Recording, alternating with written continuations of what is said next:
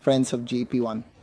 We are live from the press room in Buriram because tomorrow the championship starts. And here we are. Winter has come. It has come to an end. Superbike already started last week. Now it's the turn of MotoGP here in Thailand. It's expected to be a really hot weekend as the temperatures will be a bit higher than what we saw in the tests. And there's also a really huge turnout from the public. Why? Then, right, I was checking yesterday, so there is no more flight available from Bangkok to Buriram, and all flights are sold out starting today until Monday. And so it's definitely a start, a little bit new, because usually we've always been used to Qatar. Now we're here. In Thailand, a challenge at the break of dawn, you could almost say. But in my opinion, we have plenty of excitement for this first event, Andrea. Of course, tonight there are many topics to discuss. The first thing, of course, has been the weather, which has always been a bit strange here at times, but it seems like it should hold up. There's a nice temperature, it's warm, but not too hot, humid. So this should already be a constant that makes... Don't worry. Yes. In the past year, we've always seen that the race here in Thailand has been affected by bad weather and rain. This year, however, the conditions should definitely be better compared to October. And then there's the big showdown, the one everyone is waiting for. The forecast says it will be a showdown between Marquez and Bagnaia. Is that how it will be?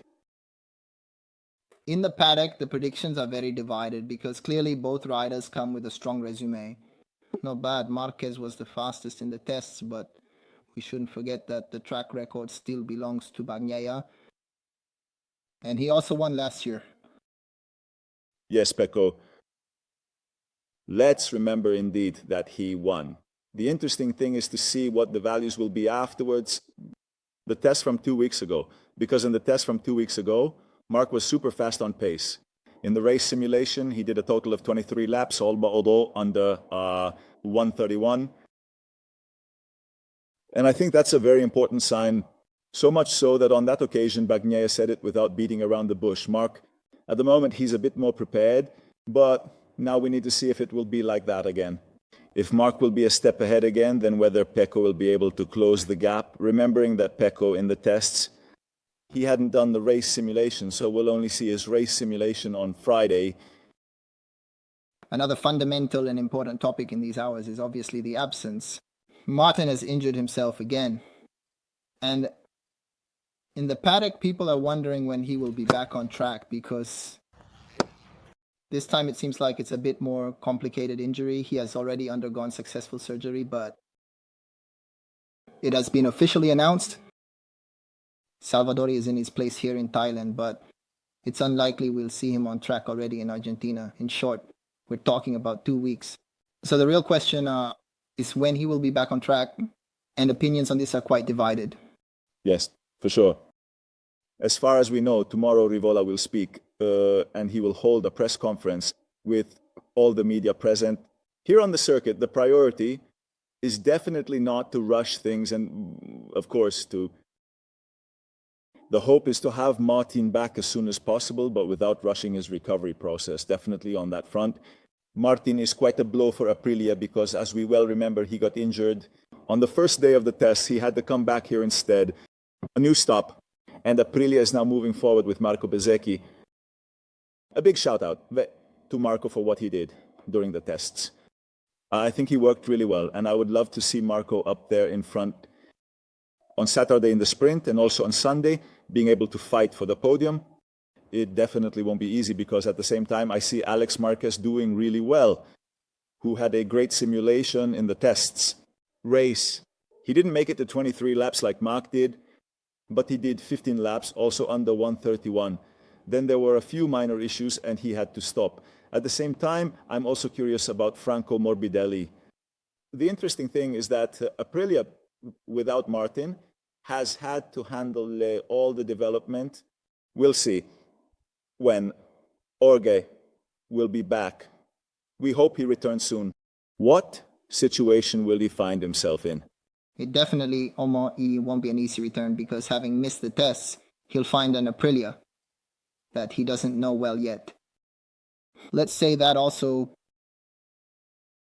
a period of adjustment, so it definitely wasn't the debut number that both he and Aprilia were expecting. No, exactly. And then move on to other topics. I tell you, I'm curious about Yamaha, who did the tests this week. As they mentioned, there's Dovizioso, who tested in Sepang. And by the way, Andrea will also be here in Buda, but he will be present. We'll have them tell us about the work they've been doing this week. I think it's focused on the discussion about the V4, which is one of the big innovations that everyone is looking forward to. And then there's KTM, with Costa, who didn't seem to do too badly in the tests. I don't know if he'll have what it takes to get up front and compete for the win. I don't know that. And at the same time, I'll tell you, I'm also hoping for Enea Bastianini to make some progress, because I saw him struggling quite a bit in the tests. Clearly, for this season, this winter, we saw all those rumors swirling about KTM's crisis, which would have had effects on the Corsi department as well.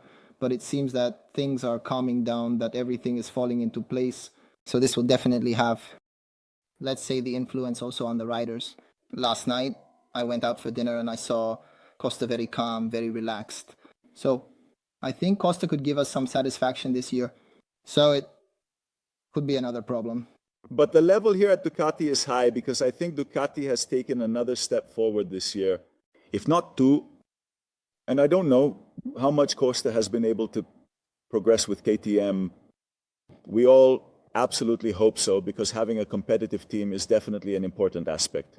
And in my opinion, right now, Ducati is much further ahead. And also considering the discussion in light of 2027, then from the point of view of the regulatory change, in my opinion, KTM will have to make a significant effort to close the existing gap. And this is a discussion that, in my opinion, also applies to Honda, which continues to complain about engine problems. And from this point of view, it's also necessary to find a way to compensate. And it's not easy, because Mir said it in the tests. For us, Ducati, it's 7 kilometers per hour, no? And we managed to recover 1 kilometer over the winter. Then, of course, Bessiano has just arrived. They've said it many times. It will take some time for Honda, while maybe Yamaha took a few small steps a bit earlier than them. Now they've brought in 2 more riders on the grid. Quartararo said he's very satisfied with the tests, but he wants to stay grounded here. Meregali also said the same thing, of course. They will see the progress race by race, but let's remember that tests are tests and races are races. So in reality, we'll see the true and real level, I think, starting from Saturday, from the sprint, and then... Yes, so I think the story of this World Championship that is about to start, I think that's how it will go, because I believe it will be very similar to what we saw last year. Because in my opinion, yes, Yamaha has improved, but I also think Ducati and Honda have improved. And then the rest, I see a Honda more or less following the same line as last year, hoping that really, I wish it with all my heart. From Bessiano, we talked about it being present in the top 10 throughout the season, but I tell you, up front, I see a World Championship with a fairly defined script with Ducati. I'm expecting a nice challenge between Marco and Pecco, who, Bato, Obera, are definitely the main contenders. And then behind, let's hope there will be some fun. This year, for sure, it's likely that we'll see again something like what happened last week in Superbike at Phillip Island, with so many Ducatis at the front. It's a possibility, but we'll see if it will be a Ducati Cup, even here in Moto2. And then I'll tell you the interesting things. And anyway, the context here in Buriram, in my opinion, it is one of the circuits perhaps more fun to experience as a paddock, because first of all, the people are extremely friendly, much less, more relaxed, let's say. The situation, at least for us... No, I'm telling you, look, today at the airport, it really struck me. I was really impressed by the warmth of the locals, the welcome with the typical costumes of the past. It's truly a very special welcome, very beautiful. There's so much passion, so much warmth. There's a lot of curiosity, and come on, I tell you, we have always been used to a night start of the Moto2 in Qatar. but I think it could also be a novelty that might be repeated next year. Let's see how it goes. All right, what else? What is it? We read everything, right? Is there anything else? Tomorrow we'll have more things to talk about. I'm also curious to see Huertas in Moto2. This year, I'm curious to see Huertas in Moto2 and what will he do. He also did quite well in the test. Yeah, I'm curious. Top 10, so... Yeah, no, look, in fact, tomorrow, I'm trying to catch up with him because I'm curious about Adrian. He's a rider who, despite being in Supersport, has won a title and made significant progress. And then, well, all our Italians too. Of course, there's Tony Arbolino who has Celestino. I think there's definitely curiosity. Since we're talking about Moto2, let's also talk about Alex De Angelis' debut. Oh, great, Alex. And also with Arbolino and Izan Guevara. Yeah, exactly. It's a nice challenge for Alex, who was supposed to be here with us tonight. But he's been a bit tied up with meeting after meeting.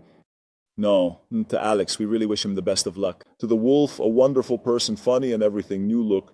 And come on, who knows, maybe he too will be one step further. We'll see tomorrow. Bye. Bye tomorrow.